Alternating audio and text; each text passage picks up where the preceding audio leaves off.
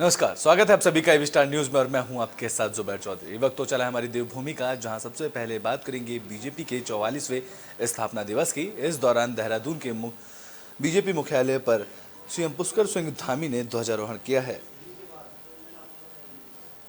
BJP का 44वां स्थापना दिवस देश भर में धूमधाम से मनाया गया। इस मौके पर देहरादून स्थित बीजेपी मुख्यालय में बीजेपी स्थापना दिवस की धूम देखने को मिली, जहां कार्यकर्ताओं ने पीएम मोदी के संबोधन को सुना और इस मौके पर सीएम पुष्कर सिंह धामी और बीजेपी प्रदेश अध्यक्ष महेंद्र भट्ट के साथ कैबिनेट मंत्री रेखा आर्या, धन सिंह रावत समेत तमाम पदाधिकारी मौजूद रहे।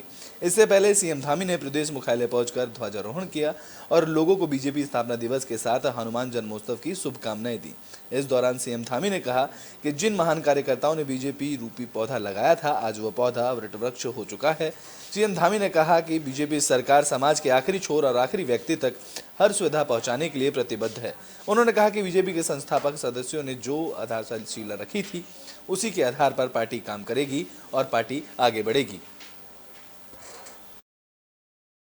सबसे पहले तो पार्टी के स्थापना दिवस और हनुमान जयंती दोनों की सभी को बहुत बधाई देता हूँ, बहुत शुभकामनाएं देता हूँ। और इस अवसर पर उन सभी महान आत्माओं को, उन सभी महान कार्यकर्ताओं को जिन्होंने अपना तिल तिल जलाकर भारतीय जनता पार्टी जैसे पौधे को लगाया और वो पौधा आज बट वृक्ष का रूप लेकर संपूर्ण भारत की सेवा में लगा हुआ है, संपूर्ण विश्व को कहीं ना कहीं प्रकाशमान करने का काम कर रहा है। आदरणीय प्रधानमंत्री जी का आज बहुत ही प्रेरणादायी संबोधन सभी कार्यकर्ताओं के लिए हुआ है।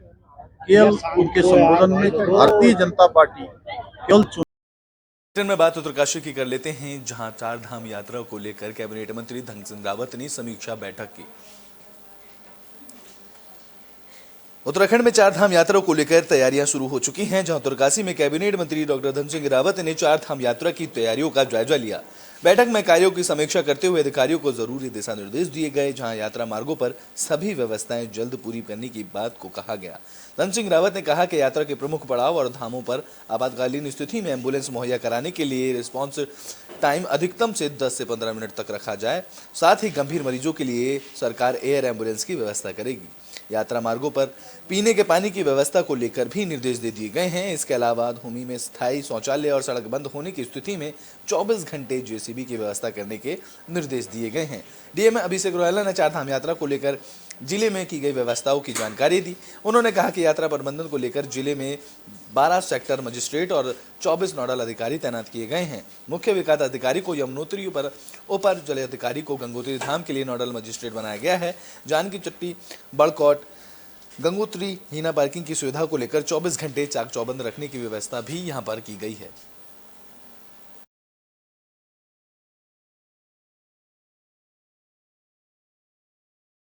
ब्रिटेन में बात रुद्रप्रयाग की कर लेते हैं, जहां चारधाम यात्रा को लेकर अवैध अतिक्रमण पर प्रशासन सख्त नजर आ रहा है। बता दें कि चारधाम यात्रा को लेकर रुद्रप्रयाग में भी प्रशासन मुस्तैद नजर आ रहा है। यातायात व्यवस्था को सुचारू रूप से संचालित करने के लिए अतिक्रमण को लेकर प्रशासन सख्त नजर आ रहा है। बता दें कि कोतवाली पुलिस ने नगर के क्षेत्र में अतिक्रमण करने वाले 14 व्यापारियों को नोटिस जारी किया है, जहां व्यापारियों से अपनी अपील की गई है कि वह दुकान के बाहर नेशनल हाईवे की ओर किसी भी दिशा में अतिक्रमण न करें।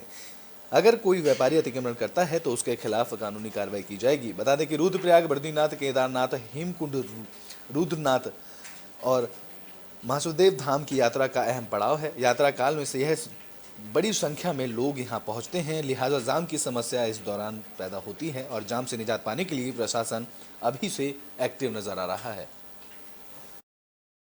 देखिए, आज हम लोगों ने कोतवाली पुलिस ने भानाधार आरटीओ ऑफिस से और केदारनाथ तिराहे तक जो हमारा मेन मार्केट है, तो जिन व्यापारियों के सामान बाहर नाली पे और ये फुटपाथ पे लगे रहते थे, तो हमने इन लोगों को आज नोटिस दिया है। करीब 12 व्यापारियों को करीब इसमें आज नोटिस दिया गया है। इसमें इनको 3 दिन का समय दिया गया है, क्योंकि यात्रा की हलचल, वाहनों का आवागमन, आम जनमानस का आवागमन बढ़ गया है, आप लोग भी देख रहे होंगे। तो इसके दृष्टिगत हमने इनको आज नोटिस दिया है कि आप 3 दिन में इन दुकानों को, इस सामान को नाली फुटपाथ से हटा दें। देखिए, आज हम लोगों ने कोतवाली पुलिस ने भानाधार आरटीओ ऑफिस से और केदारनाथ तिराहे तक जो हमारा मेन मार्केट है, तो जिन व्यापारियों के सामान बाहर नाली पे और ये फुटपाथ पे लगे रहते थे, तो हमने इन लोगों को आज नोटिस दिया है। करीब 12 व्यापारियों को करीब इसमें आज नोटिस दिया गया है। इसमें इनको 3 दिन का समय दिया गया है, क्योंकि यात्रा की हलचल, वाहनों का आवागमन, आम जनमानस का आवागमन बढ़ गया है, आप लोग भी देख रहे होंगे। तो इसके दृष्टिगत हमने इनको आज नोटिस दिया है कि आप 3 दिन में इन दुकानों को, इस सामान को नाली फुटपाथ से हटा दें। देखिए, तो ब्रिटेन में आज बात अब हम लोगों हेमकूट साहिब की कर लेते हैं, जहां हेमकूट साहिब के द्वार 20 मई को खोल दिए जाएंगे। बता दें कि सिखों के पवित्र धाम हेमकूट साहिब के कपाट 20 मई को खोले जाएंगे। आस्था पथ पर बर्फ कम होने की संभावनाओं को देखते हुए ये फैसला लिया गया है। यात्रा को लेकर हेमकूट साहिब मैनेजमेंट ट्रस्ट तैयारियों में जुटा हुआ है, जहां हेमकूट साहिब में बर्फबारी का जायजा लेने के लिए एक दल भी भेजा गया है।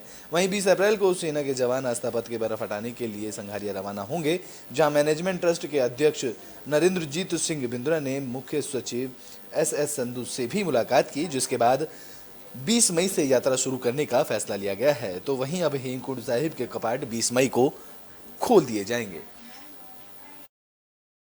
हेमकुंड साहिब मैनेजमेंट ट्रस्ट एवं उत्तराखंड सरकार द्वारा आज मुख्य सचिव डॉक्टर सुखबीर सिंह संधू जी की उपस्थिति में यह निर्णय लिया गया कि इस वर्ष श्री हेमकुंड साहिब जी की यात्रा 20 मई को प्रारंभ कर दी जाएगी। यात्रा के रास्ते में पड़ी हुई बर्फ को हटाने का कार्य भारतीय सेना द्वारा 20 अप्रैल से प्रारंभ कर दिया जाएगा। आप सभी से निवेदन है कि इस यात्रा में बढ़ चढ़कर हिस्सा लें एवं।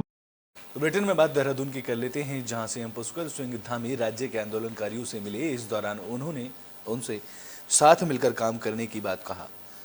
मुख्यमंत्री पुष्कर सिंह धामी राज्य आंदोलनकारियों से मुलाकात की। इस दौरान उन्होंने कहा कि राज्य आंदोलनकारियों के संकल्प और सपनों का उत्तराखंड बनाने के लिए सरकार तत्परता से काम कर रही है और राज्य आंदोलनकारियों के इस सहयोग में उत्तराखंड को संवारने का काम किया जाएगा। वहीं राज्य आंदोलनकारियों के लिए 10% क्षैतिज आरक्षण और महिलाओं को 30% क्षैतिज आरक्षण फिर से बहाल करने पर राज्य आंदोलनकारियों ने आभार जताया, जहां राज्य आंदोलनकारियों ने समस्याओं को लेकर सीएम को ज्ञापन सौंपा था।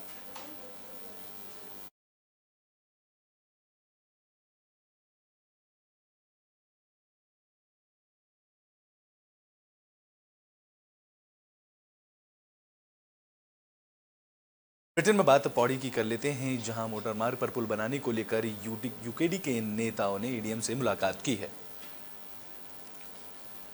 उत्तराखंड क्रांति दल ने सिंगटाली मोटर पुल निर्माण को लेकर एडीएम येलागिरी से मुलाकात की। बता दें कि इस सिंगटाली पुल निर्माण संघर्ष समिति लगातार मोटर पुल निर्माण के लिए संघर्ष कर रही है। निर्माण होने से कई गांवों के लोगों को इसका फायदा मिलेगा, साथ ही कुमाऊं और गढ़वाल की दूरियां भी कम होंगी। इसके अलावा यूकेडी नेताओं ने कहा कि देवप्रयाग कोलासू गुड़दौड़ी मोटर मार्ग का निर्माण कार्य भी आधार लटका हुआ है, जिसे जल्द से जल्द पूरा किया जाना चाहिए।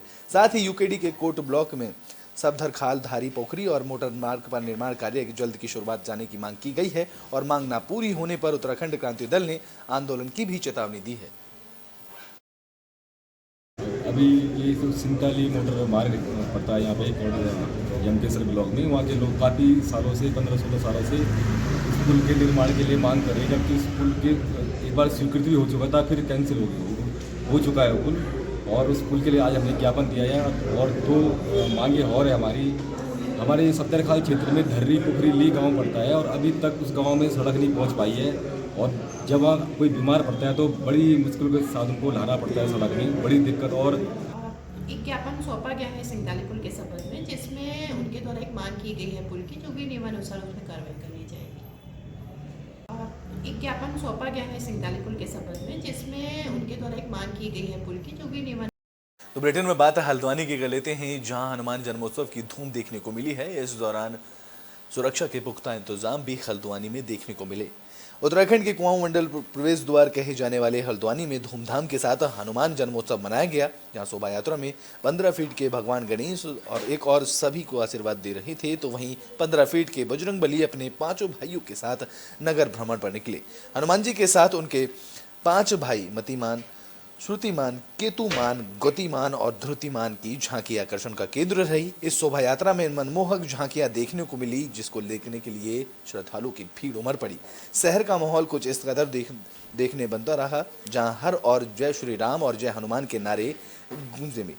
हल्द्वानी के रूपनगर बालाजी मंदिर समिति द्वारा हनुमान महोत्सव के मौके पर हर साल भव्य कार्यक्रम का आयोजन होता है। समिति की तरफ से शोभा यात्रा, भंडारा और जागरण भी कराया जाता है।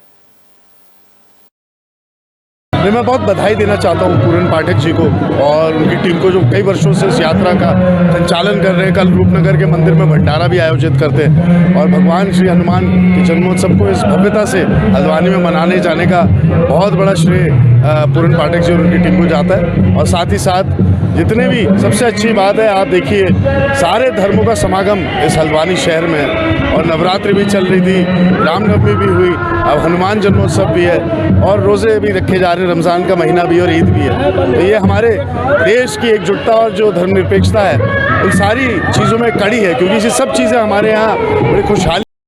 बुलेटिन में बात हरिद्वार की कर लेते हैं, जहां सहकारी गन्ना समिति ने बैठक की। इस दौरान गन्ना किसानों की समस्याओं पर चर्चा की गई। हरिद्वार की शुगर मिल का पेराई सत्र आखिरी चरण में है। पेराई सत्र के समापन से पहले किसानों का गन्ना चीनी मिलों तक पहुंचने के लिए बैठक का आयोजन किया गया, जहां लिब्बर हेड़ी सरकारी गन्ना समिति के सभागार में गन्ना पर्यवेक्षक और चीनी मिल के गन्ना मैनेजर बैठक में मौजूद रहे। इस दौरान किसानों की समस्याओं पर चर्चा की गई, जहां बैठक में पहुंचे चेयरमैन प्रतिनिधि सुशील राठी ने बताया कि पेराई सत्र के समापन के बाद अधिकतर किसानों का गन्ना बचा रहता है, जिससे किसानों को भारी परेशानी का सामना करना पड़ता है। लेकिन इस बार पेराई सत्र में 100% किसानों का गन्ना मिलों तक पहुंचा जाएगा, जिससे लेकर गन्ना पर्यवेक्षक और सुपरवाइजर को निर्देश दिया जा चुका है। 2022-23 वो अपने अंतिम चरण में है और हमारा प्रयास है कि जो किसान है, गन्ना किसान है, उनका समस्त गन्ना चीनी मिल को चला जाए, समय पर चला जाए। तो उसी के निमित्त आज चीनी मिल और हमारी समिति के जो अधिकारी हैं और जो सुपरवाइज़र हैं, उनकी हमने बैठक की है और उसमें उनको आवश्यक दिशा निर्देश दिए हैं कि भाई वो फील्ड में सर्वे करें, किसका गन्ना अधिक बचा है और किसका गन्ना खत्म हो गया। उसकी रिपोर्ट को हमें 10 तारीख तक उपलब्ध। चीनी मिल और गन्ना विकास परिषद बरेली की एक संयुक्त बैठक यहाँ समिति परिसर में आहुत की गई है। इसी संबंध में जिन किसानों के पास में अभी खेत में गन्ना खड़ा है बेसिक कोटे से अधिक, तो उनके लिए यहाँ एक प्लान तैयार किया जा रहा है कि कुछ किसान भाई ऐसे हैं जिन किसानों के पास में अभी गन्ना खेत में ख़त्म हो गया है, उनके सट्टे बंद कराए जाएंगे। जिन किसानों के पास में बेसिक कोटे से अधिक है, उनको एडिशनल क्या हम राहत दे सकते हैं, उसी के लिए यहाँ प्लान करने के लिए ये संयुक्त बैठक की गई। हमारी देवभूमि में भी के लिए बस इतना ही। देश और दुनिया के तमाम खबरों के लिए